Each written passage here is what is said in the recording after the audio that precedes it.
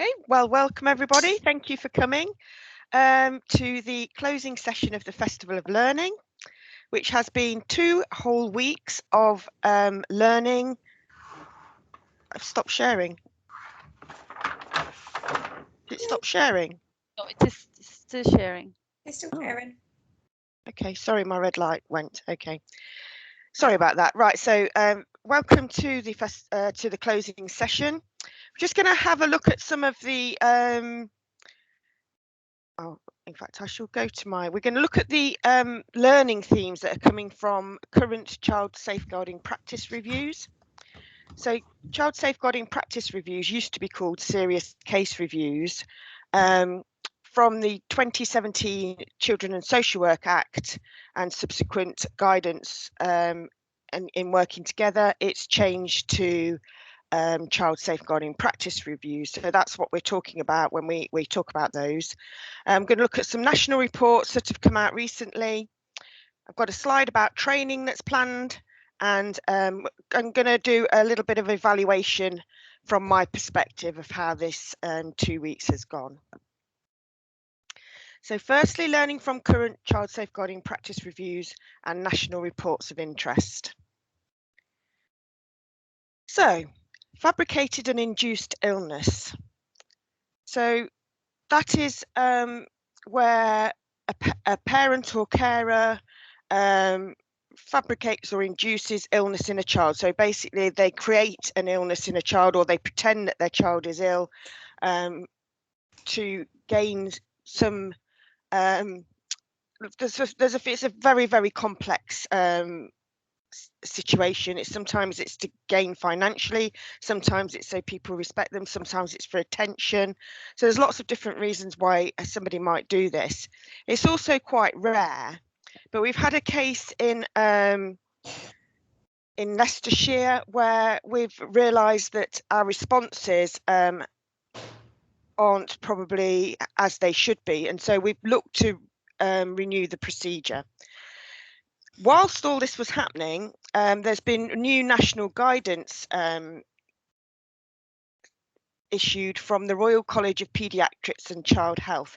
And I'm not going to go into this in any detail at all, because this will be absorbed into the new procedure. But what it's saying is that where we used to be very secretive about fabricated and induced illness for fear of provoking the parent or carer to do something more substantially and perhaps end the life of the child by accident, so up the ante, as it were, we'll be looking at perhaps working with it slightly differently, but only at the sort of the lower ends of suspicion rather than the higher end. So it's very complicated, and I don't want to sort of preempt the new procedure, but that will be coming out. And then as that comes out, we're going to also have some training attached to that so that people can understand the complex issues around FII.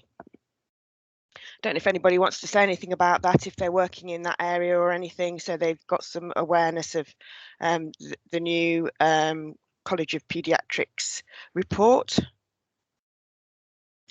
We from UHL, we have a little bit of our named doctors are working with the consultants in the hospital. So whenever a case is starting to come up, or it's starting to, practitioners are starting to think along the lines of FII, we're using the perplexing presentations and getting in really quickly with the families and saying, these are our expectations of what we want from you. This is what we're going to do, just to try and have those difficult conversations at the start, so it doesn't then become all secret and then we have all the meetings behind their backs. It's trying to get those difficult conversations out there straight away.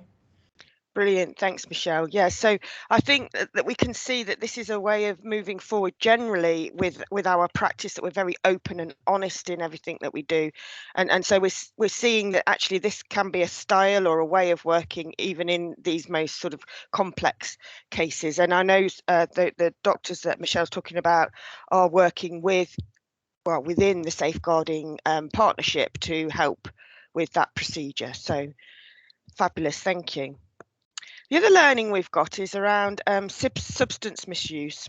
And where parents are substance misusers, proactive communication with substance misuse treatment agencies is essential to ensure a good understanding of risk. And you can see that we've included this within the Festival of Learning, where we know there are issues with substance misuse, and we know that that's an impact on babies and children. And what we've tried to do is link that within this festival, so that we've had something on substance misuse. We've also delivered by Turning Point, and Turning Point is our commissioned service around drug and alcohol abuse, and it has services for adults and young people, and I've put both of the links there, and I'll share these slides as per usual after the session. If you haven't had some slides, that's because of we've been very busy, so they will definitely come next week. So, and also I've put in a link to the Child Safeguarding Practice Review Panel report. And this was a report that came out last year, earlier on this year. No, last year, sorry, July 2020. Oh, it's COVID, isn't it? You get your years mixed up now. So yes, it was last year when it came out. And it's called Out of Routine, a review of sudden unexpected death in infancy in families where children are considered at risk of significant harm. This is a really interesting report. It's actually quite easy to read, but what it does is it links those families that we already have some concerns with to sudden unexpected death in infancy. So where we know that children can just die, and we do have sudden infant death syndrome, and that's kind of across the board. What we've noticed is that there's a strong correlation between those families that we've already got concerns about and sudden infant death. So we need to look at that. So we need to have greater concerns where children and babies are being born into those environments. And I think as well, in this particular learning point, it's about that communication between agencies. So Turning Point is our commissioned agency. If we've got a drug user, we know they might be using that drug service, or we need them to take tests through our child protection processes. We need to be liaising with them. We need to be talking about them. They're the ones that are the specialists in that area around drugs and alcohol misuse. So while we might know about the safeguarding in terms of risk, they have a better understanding of that. So we must make sure that they're included in everything with regard to that baby that either born or going to be born, and that family. And then we've got learning from recent rapid reviews. So you might think, well, what's a rapid review?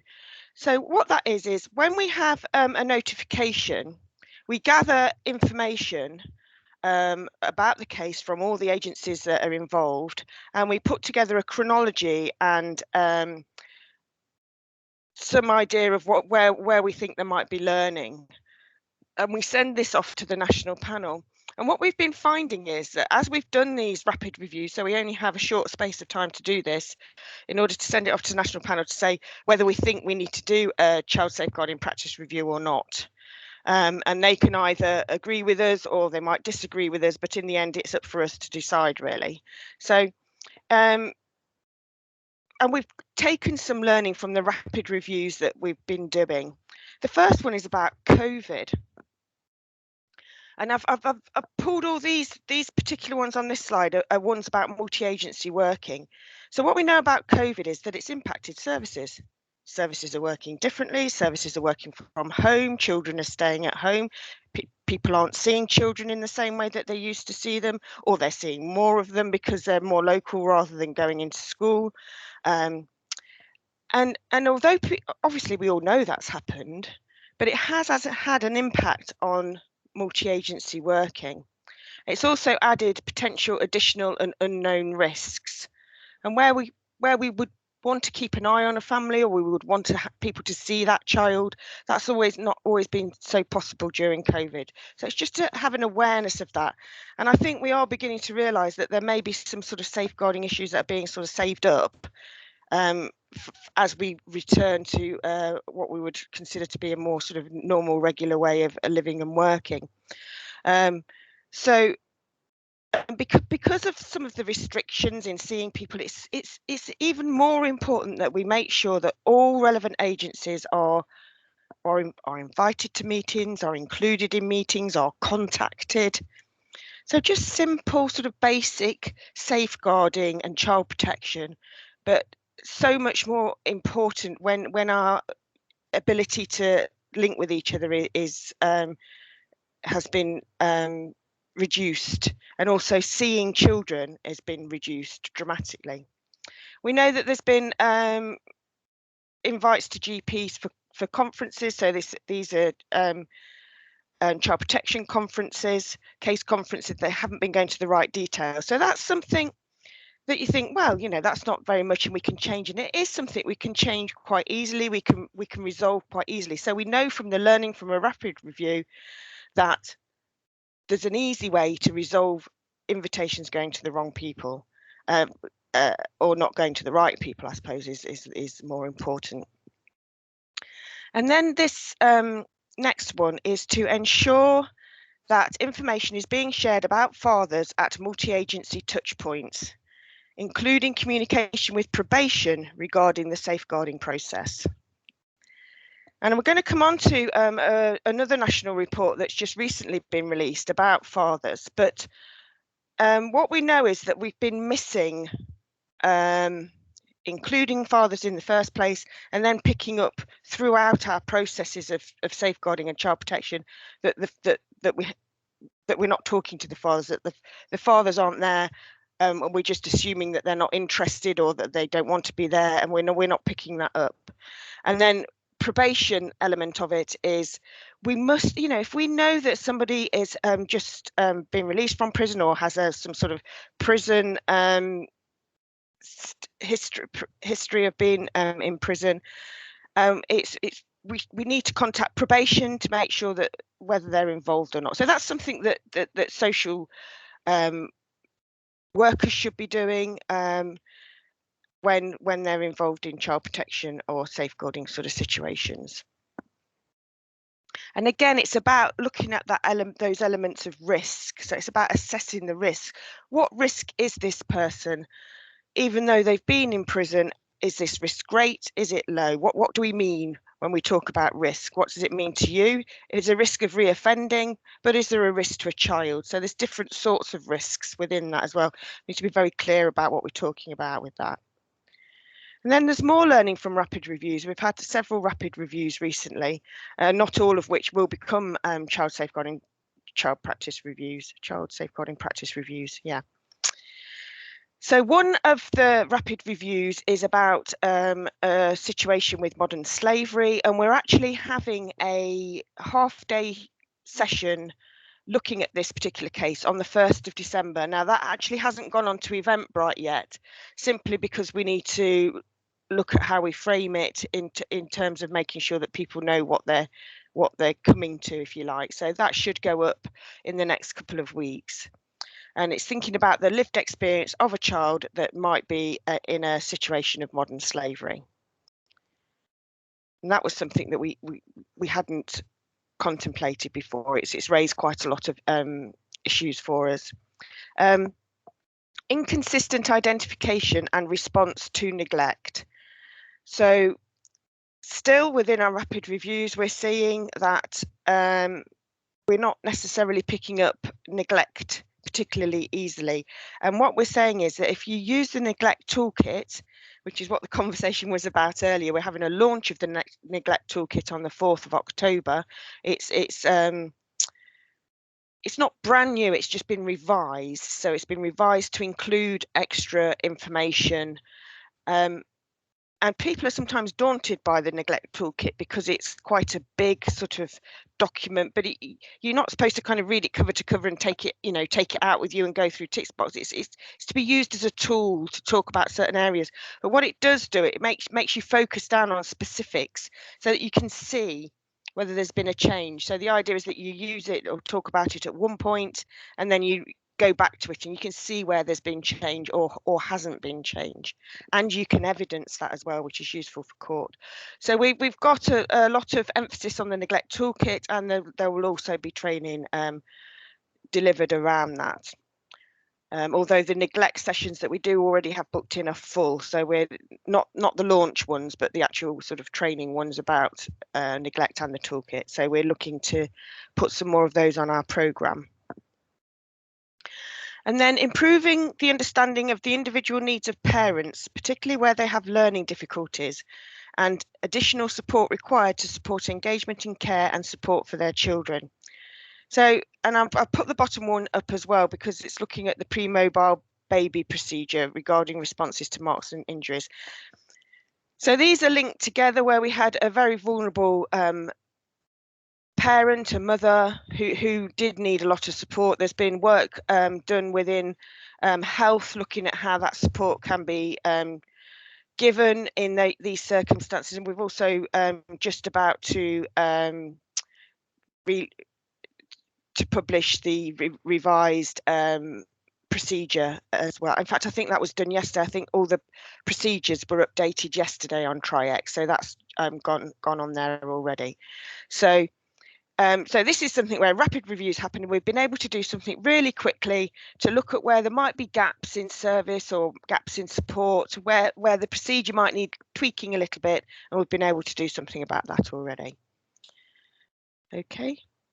And then this is the report that was released last week. And this is a national review and myth of invisible men.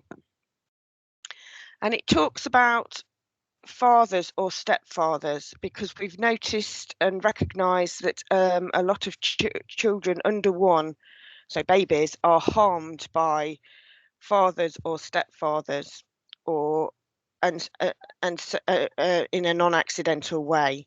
So it was looking at what's happening in this area, and to be honest, I haven't had an opportunity to read it all the way through carefully, but I have looked at sort of the press releases and the reviews of it, and I think it's going to create quite a lot of need for us to think about what we do in this sort of safeguarding and child protection processes. And it undertook research and interviews with perpetrators, practitioners and other stakeholders. So, you know, it's a wide kind of piece of research, and it says here there is evidence that universal services such as midwifery and health visiting during the periods before and immediately after birth do not regularly, significantly and substantially involve fathers. This then appears to set a pattern in practice which is replicated throughout targeted and specialist services and into the family courts.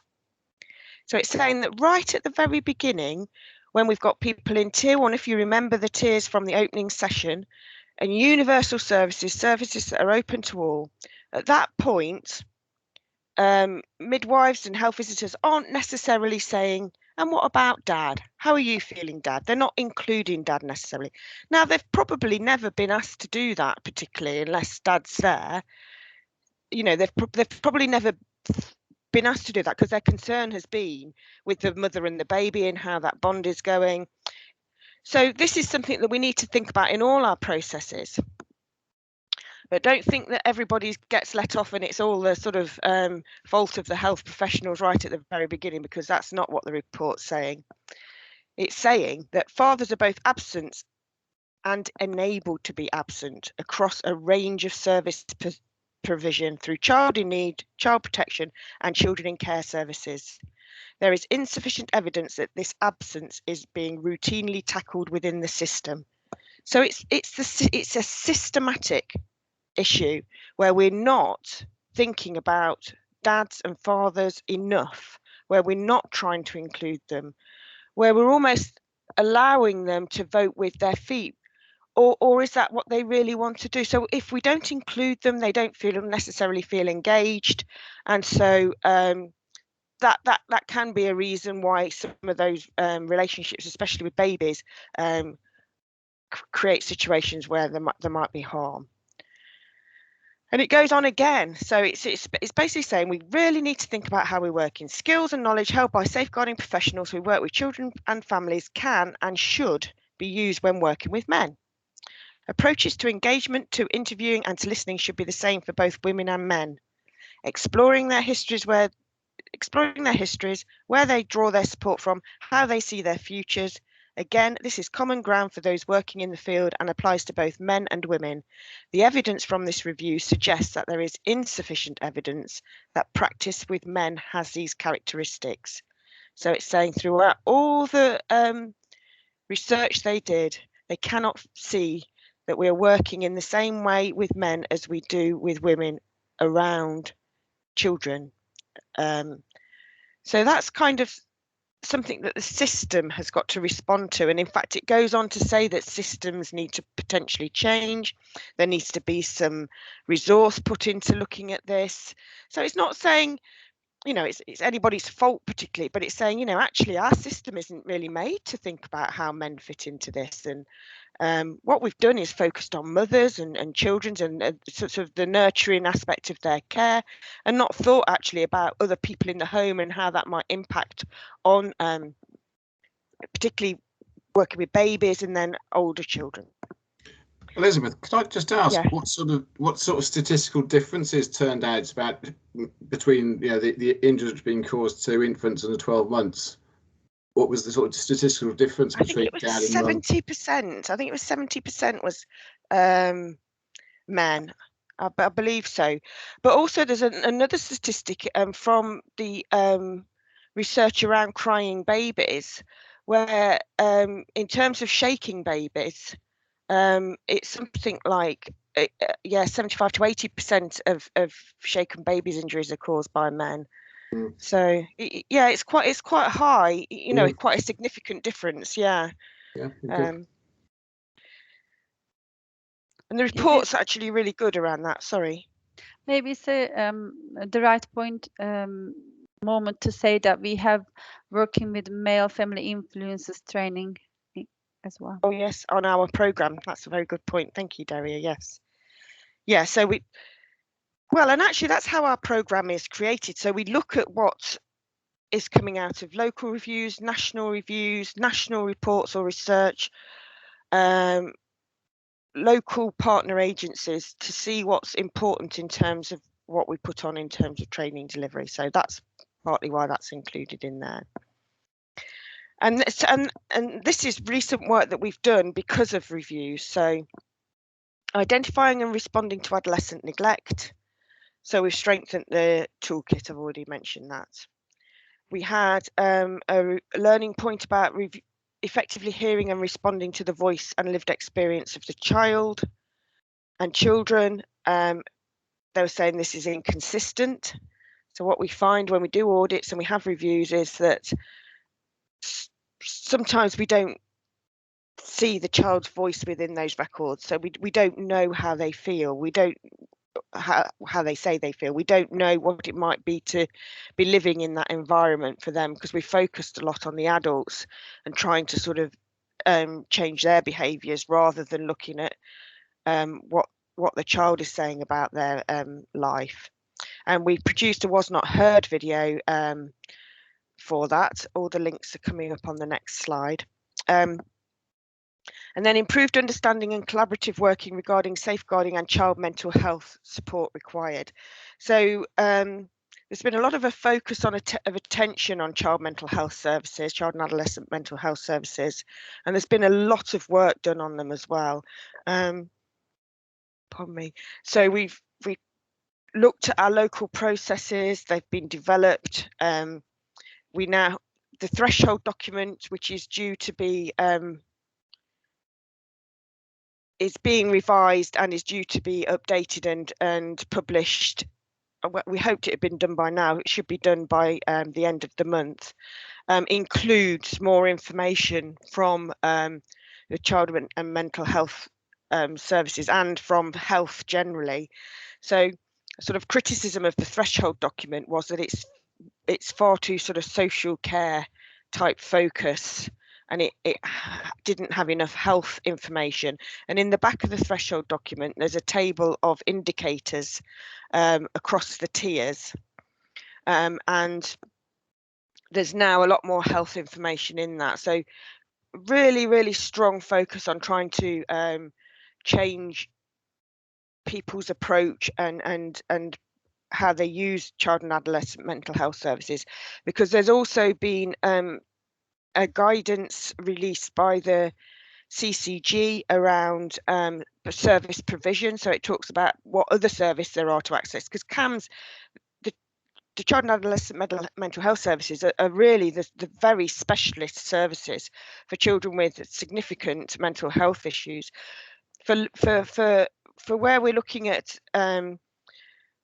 things that are just starting or much lower level type of mental health, there's lots of other services there. So they've created a document, produced a document that tells everybody about those. And we've also added into our procedures information about self-harm and suicide. And these are all on here. So this slide is, the top is the link to the Leicestershire and Rutland Safeguarding Children Partnerships Procedures Manual, as it says on the link. And this is a really useful link to have. If you go onto that and it's really easy to use. There's a search element, so you could put self-harm and suicide in there, or just self-harm, and it bring up all the areas of those procedures where that was mentioned, and the specific procedure if there was a specific procedure, which there is. So really useful, but about everything. So it might be unaccompanied asylum-seeking children. It might be children who are using sexually harmful behaviours. So you can search for anything, and these are procedures for everybody across Leicestershire and Rutland. And what you'll find is that, sort of perhaps within local authorities, that they'll take these procedures and then say, actually, this is what you should be doing within a local authority. This is what you should be doing in our agency. But these are the overarching procedures. Underneath that is the professionals directory, which I was talking about in terms of children's mental health. Underneath that is the thresholds for access to services. That's just a link to that threshold document. And when that's updated, it should, my understanding is that you can still click on that link and it'll bring you the updated version. Like I said, it hasn't changed massively. It's just increased, it's improved, as it were. Then there's the neglect toolkit. This is the recently revised neglect toolkit that has just gone onto our websites and is due to be launched on October the 4th. And that includes more information about adolescent neglect, because we know that quite often we don't see neglect around adolescent children. We sort of explain it away by the fact that they are adolescents, and that adolescents, when they hit puberty, can behave in lots of ways that we're concerned about, but we put down to them sort of natural development, as opposed to perhaps abuse or neglect. So where you might think that adolescents have some sort of protection by way of age almost, and maturity, in fact, it sometimes makes them more vulnerable because we use that as a way of explaining their behaviours sometimes. So there's increased information about adolescents in there, and there's also information about ICON, which we've had 2 sessions on before, and that's about crying babies and not shaking babies. And ICON is an approach that can be used with parents, and that approach is also particularly looking at working with men. So it has a dad pad, which is an iPad sort of app to work with dads, to include them at that point, at that critical point when the baby is due or baby is born, in caring for that child. And also saying that, babies do cry, and actually you may have done everything right and they might still cry. And that if you begin to feel frustrated, so some of the families that we work with, so I talked about those families that we already might have some concerns about, they may not know how to cope with some of the frustration of a crying baby. And so we really want to say to them, don't shake that baby. That would be the worst thing to do. You can just walk away for a few moments in order to gather yourselves, to relax, to get into a different frame of mind, so that you can manage the crying better. And there's also some ways of soothing and other useful tools on the website that you can use with families. So that'll be heavily promoted as we move forward through our programme, and also through different routes as it starts to be implemented throughout. Then there's the self-harm and suicide guidance, which is part of our procedures. And that's really, again, that kind of links into that professional service directory. It talks about other ways of working with children who might have mental health or be showing signs or indicators of some mental health issues, how you talk to them, what services are available at that point, what learning's available for you, all different areas in that self-harm and suicide guidance. And then the bottom link is the link to the Was Not Heard YouTube clip of film. And if you've not seen that, it's really, really worth a look. It's about 4 minutes long, really good. It's been in lots of different sort of award ceremonies for because it's very well thought of. But it's just very clear that it's saying that actually everything that I do is a way of trying to talk to you. So if I'm not behaving, I'm trying to talk to you. If I'm not doing things, if I'm laughing, I'm trying to talk to you. If I'm crying, so everything that we do. So if you look at a child and say, "Are you all right?" and they say, "Yes, I'm fine," and you know that that's not true, you need to think about that and explore it a little bit more than just taking it on face value that, yes, I'm fine. And you'd be amazed how many records I've read. More historically, I would say, to be fair, there's a lot of work being done about the voice of the child and the child's lived experience, and that it's included way more than it was. But where they said, "Oh yeah, the child said they're fine." Hi, yes, Daria. Yeah. If you're watching this from the recording, there will be a link up here now that you can click and watch the Was Not Heard video. Oh, thank you. That's my IT. Thank you very much, techie person. I would never know how to do that, but that's brilliant. Thank you. Also, I don't know if it's on the same page. I think it is, but we've got. So that film was made by children, young people across Leicestershire and Rutland, and while they were making it, they interviewed them about different areas of their lives, if you like, and whether people spoke to them and what they thought adults should do to help them, those sorts of things.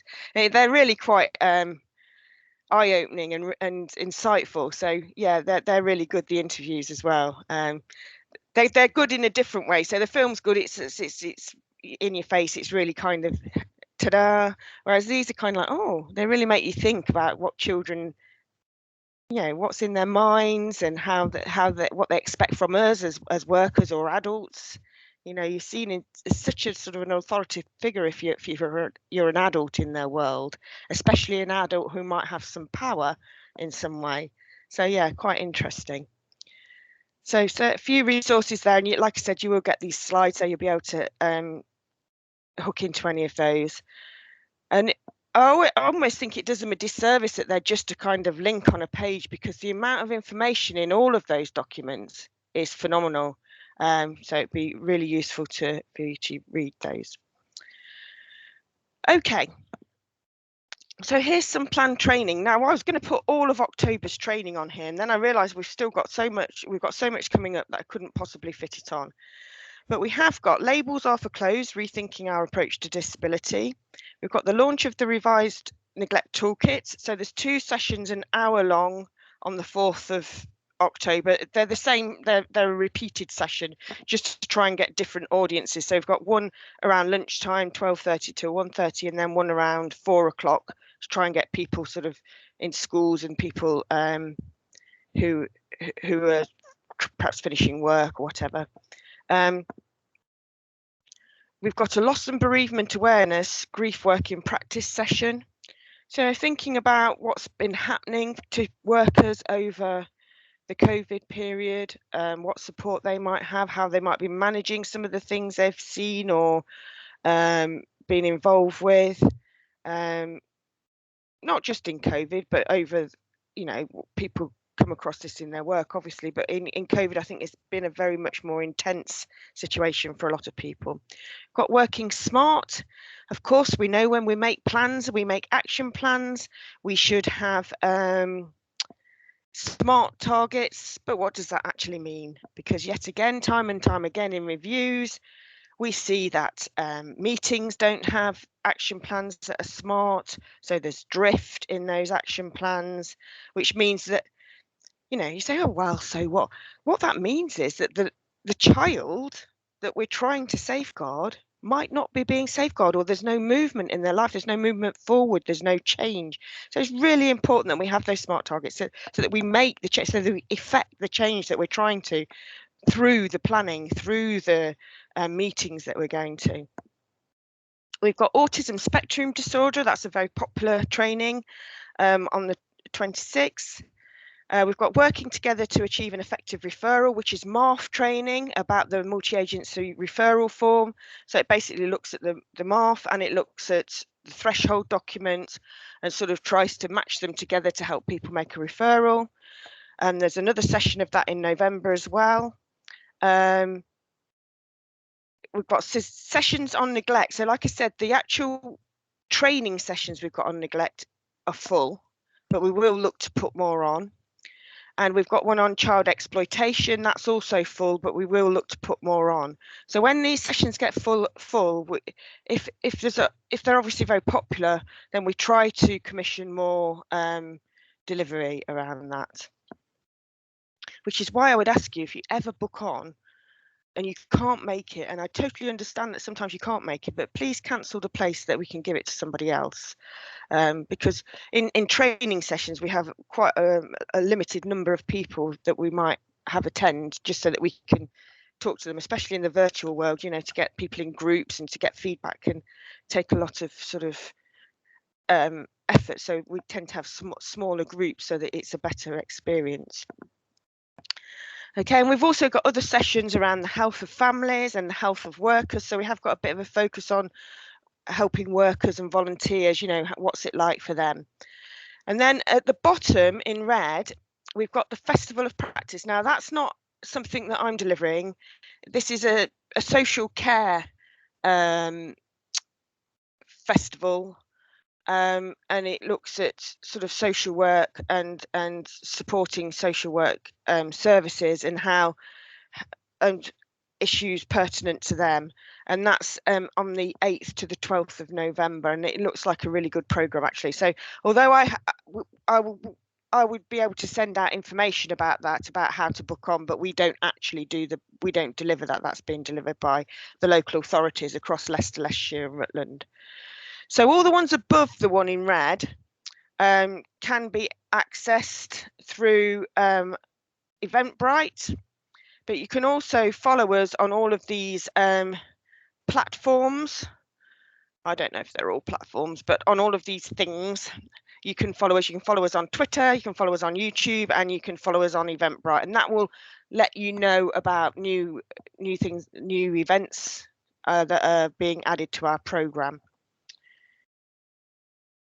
Okay, so just for the final part of this session, I just wanted to think about sort of evaluating this 2 weeks. So we've delivered 2 weeks, and it's the first time we've ever done it. I had a lot of help from my colleague Daria and from Michelle, and also from Claire Fillingham, who's the chair of the VCS subgroup. And we need to think about evaluating this whole programme. So I think what went well was that we've learned about services, both statutory and those in the voluntary and community sector. So there were sessions about statutory services, about the hospital. Unfortunately, the LPT, so the Leicestershire Partnership NHS Trust, couldn't be delivered, but we're going to try and film that and share that. We learned about the Violence Reduction Network. We learned about early help services in across all 3 local authorities. We learned about a lot about Living Without Abuse and other UAVA groups that and support services that are out there. Turning Point. We learned about ICON, a new approach that's coming in. We heard about reducing parental conflict, something that's happening actually across Leicestershire and Rutland, but it was the Leicestershire who came and talked about what they're doing. I know Rutland spoke about what they're doing in their early help session. So we've learned loads and loads. I mean, and for me, even though I know about these services, I learned more about these services and people participating as well. I learned a lot more about, you know, who's out there being involved in safeguarding our children. And while we were doing this, we were thinking about where they sat on the TO, so what was their involvement in safeguarding. And really, you start to see that, you know, safeguarding is everybody's business. So everybody's involved. You know, you might not be involved all the time every day, like some services are, because that's their job. But you're still in positions where you have an eye on children. You see what children are doing. You might actually have a better understanding of what they're doing because you know the family, or you know the child, or you see them every day, or you see them once a week. So you can see the change in what's happening to them. Excuse me. And that links into the next. So we've got insight into work that's being delivered. Valuable work. It's really, really valuable work. And we've been able to network and meet new agencies and new people. And so I was really pleased that you're here from the Church of England, because I know you've been in a lot of sessions. And for me, it's been like a light bulb moment where I thought, obviously, church is where you would go if you were feeling vulnerable potentially. Well, you'd go for lots of reasons. But when you felt vulnerable, it would be a place to go and you would feel like you trust people there. I'm having a sweet now, sorry. Trying to stop coughing. So brilliant that you're here. Thank you for coming. No, it's been fantastic. We've both got a lot out of it, and yes, I won't need to touch you more, but it's been extremely eye-opening for us and very useful for us as well. Oh, brilliant! That's fabulous. Thank you for that. And hopefully as well, it opens up those networks so that we know who we can go and talk to now as well. So, you know, if I'm thinking about something in, you know, in churches or faith groups, I think, now I know who I can go and talk to. Sorry about that, but that is what will happen. Safeguarding peace, I think, is what I've become known as in this. Yes, S for safeguarding Pete. Thank you. So what am I worried about? What are we worried about? And these are some of my worries from this 2 weeks. There was over 200 people registered on our event, on our festival event. I think it's 224. But we haven't had that many people access these 2 weeks. Not by quite a long way. Of course, they may access some of the learning afterwards, which is fine. But we need to understand a little bit more about that. I'm worried about whether we have the right sessions and the right information available. And so I think that by sending out an evaluation of the whole event, which will be simple questions, we might be able to get some of that information back. We'll also look at the evaluation that's been done on individual events as well. And I'm worried about the accessibility of the event. So I'm just wondering, we thought by setting it up and just having links sent out, that was a good way to do it. So it'd be useful to get feedback about that, which we will hopefully get in the evaluation that we do, just to see if that works for people. I've already had somebody say, well, because I didn't sort of have to book on, I didn't put it in my diary and therefore I missed it. I've had somebody else say, actually, I like the fact that I could just dip in and out so that when I got a break, I'd see what was on and I could see if I could join it. And obviously, we're not going to please everybody all of the time, but, you know, it's good for us to understand and learn about,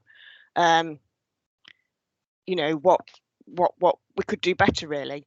And I think as well, we've realised that our lists, circulation lists with regard to the voluntary community sector are quite poor, and we really need to we need to look at that and look at how we can improve those.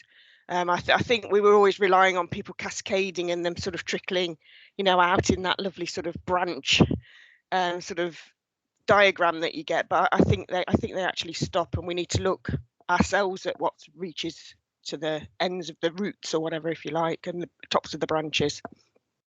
So that's something that we'll be doing. And what else are we going to do? We do need to evaluate the festival as a whole and individual learning sessions. Of course, I have to report back to the Safeguarding Children's Partnership. We can't just gad about doing what we like. We have governance from them, so we'll have to report back to them. We want to share all the information that we've got with everybody that registered. We do have some recordings that we haven't been able to put up yet because we need various permissions or people need to look at them. There's lots of sort of resources that people have sent us over the couple of weeks. Oh, this is good as well, or I mentioned this on my training, that we kind of need to collate together in some way and send out so that people have got that info, or put on a web page, or we'll think of how we do that. We need to share that information. And if we'll look at what we can share with other people, share more broadly. There's part of me thinks, well, if you didn't register, you can't have it. And then I know that's really mean and silly. And actually, if we've got information about safeguarding that's valuable, we should be sharing it with whoever needs that information, especially as a Safeguarding Children's Partnership, where we want people to exercise good practice. We want them to do it with the information that we have, if they can, if they want to access that. So we need to think about that as well. That might take a bit longer to kind of put together. But like I say, Derry is very techie, so I'm sure we can think of some way of doing that quite creatively. So continue networking, building on what has started. And so there's people who've come on these sessions that I think actually it'd be really interesting to hear more about you. Maybe we can help you in some ways to do that. Hi, yes, Pete. No, I beg your pardon if I'm going to say something which you're about to say, but I mean, one thing is this the first one that you've done? Because I think the regularity of it and having it, I mean, you know, there are people within our, you know, our children's and families development group who we think would benefit from coming here. This is the first time we've done anything like this. So, you know, next year I can think of a couple of people in our organisation. If you were to do it, I'm thinking about how the Hay Festival started, or the Glastonbury Festival started, having the regularity and the expectation of, it's that time of year, come around again. By the way, you guys, this was very good last year, you know, and advertising it that way. When something comes down as a one-off, then you know, it is, and everyone's busy as well. Yeah. And this has impacted upon our work. It's been worth it. But there'll be a splash with us with trying to get our work done. But if you were to do the same event, the same sort of time next year, I know me and Rachel will both put it in our diaries. Oh, well, that is really good to know. Thank you. Yeah. I mean, it is the first time we've done it, and I think we will learn from it. And I know Derry and I have spoken about it, and Michelle and I, about saying, well, yeah, we will do it again. I think whether we do it exactly the same, we don't, obviously that's something we need to discuss, but I think we will do it again. And actually somebody else said that to me over the couple of weeks, you know, it is the first time you've done it, and people don't really know what to expect. So now you've got sort of like the baseline now. So yeah. Oh, that's great. That is worth knowing. Thank you very much. And I did put at the bottom, start thinking about the next festival. So yeah, probably have left myself open for that a bit, really. Okay, so that's really all I wanted to say. If anybody's got any other questions or comments, I'm happy to take them. Thank you for coming, really thank you for coming. And thank you to all the people that presented. Oh, bless them, they've been fantastic.